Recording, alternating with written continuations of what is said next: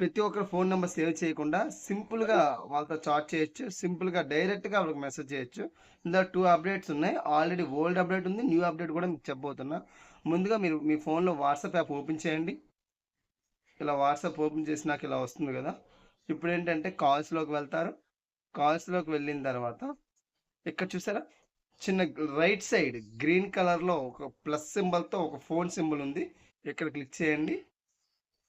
Click చేసినాక ఇలా వస్తుంది. కాల్ ఏ నంబర్ అని కొట్టండి. క్లిక్ చేసిన తర్వాత మీరు ఒక ఫోన్ నెంబర్‌కి ఫర్ ఎగ్జాంపుల్ ఈ నెంబర్ నేను సెలెక్ట్ చేసుకున్నా. ఈ ఒక నెంబర్ నేను టైప్ చేసిన తర్వాత ఇక్కడ లెఫ్ట్ సైడ్ చిన్నది చూసారా? ఒక మెసేజ్ సింబల్ ఉంది. అక్కడ క్లిక్ చేయండి.